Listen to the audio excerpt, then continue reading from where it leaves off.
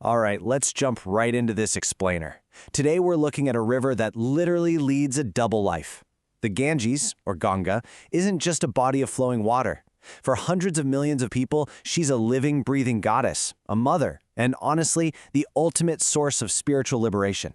But at the exact same time, she's a physical river, facing one of the most severe environmental crises on the entire planet. So today, we're going to unpack this incredible story, tracing the river from her cosmic birth in ancient mythology all the way to her modern-day struggle in the plains of India.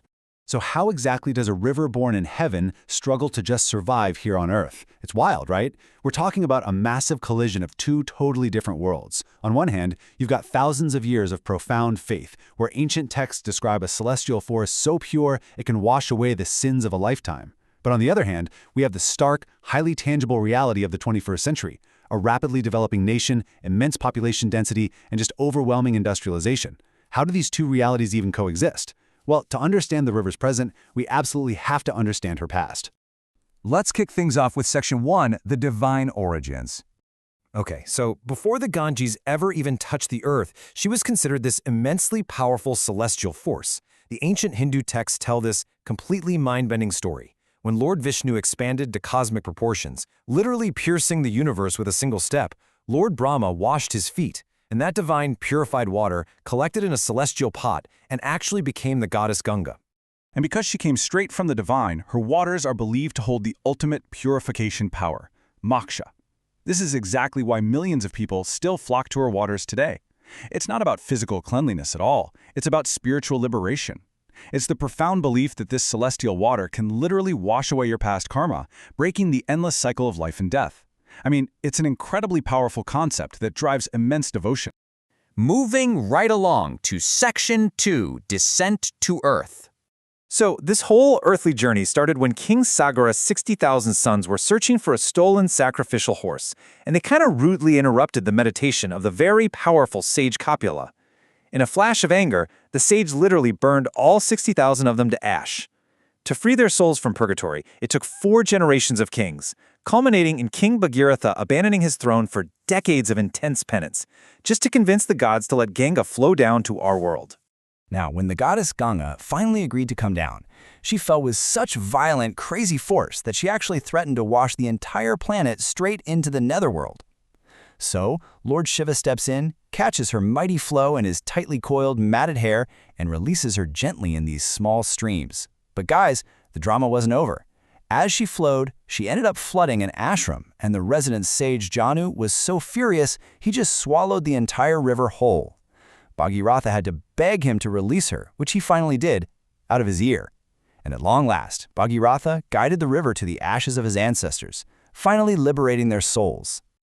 Let's ground this back in reality with Section 3, Anatomy of the River. To really wrap our heads around her earthly presence, we've got to look at the sheer immense scale of this thing. The Ganga spans a massive 2,525 kilometers. That's over 1,500 miles. She begins way up high in the freezing, pristine glaciers of Uttarakhand in the western Himalayas. From there, she cuts a southeast path directly across the vast plains of North India. Eventually, the river splits, with a massive chunk flowing into Bangladesh, where she joins forces with the Brahmaputra before finally emptying out into the Bay of Bengal. And together, they form the largest river delta in the whole world. And it's not just one stream.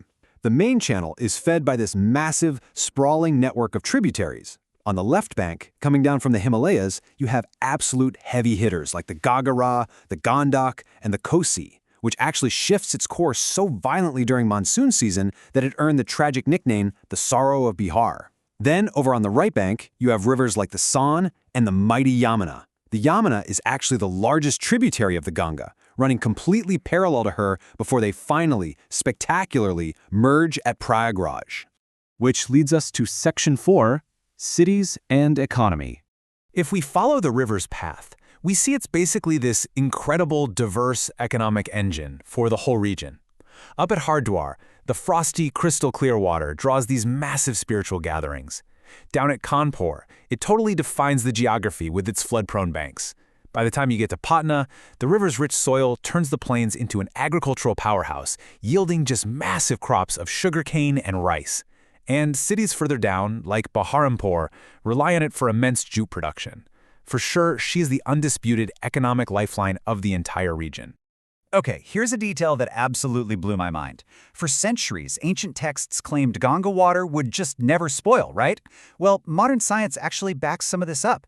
The Ganges holds 25% more dissolved oxygen than comparable rivers.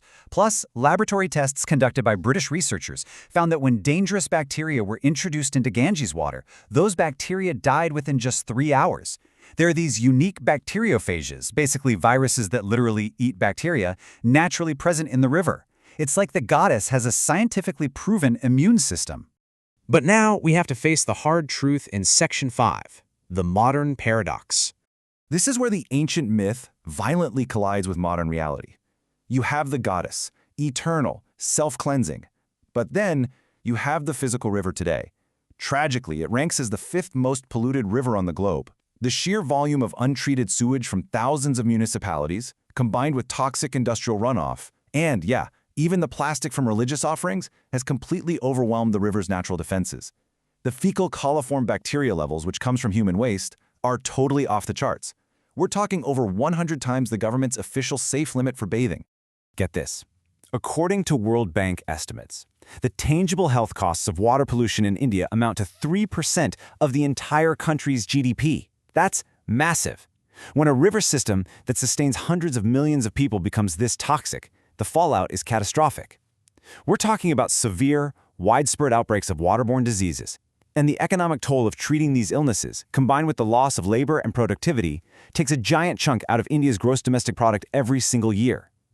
So the pollution of the Ganges isn't just an ecological tragedy, it's a very real, quantifiable threat to the physical and economic survival of the nation. It's honestly a devastating paradox. You have this massive lifeline sustaining 400 million people, but it's literally choking on the waste of those exact same dependents. These cities draw life, agriculture, and industry from her waters, but in return, they just discharge an unsustainable volume of waste right back into the stream.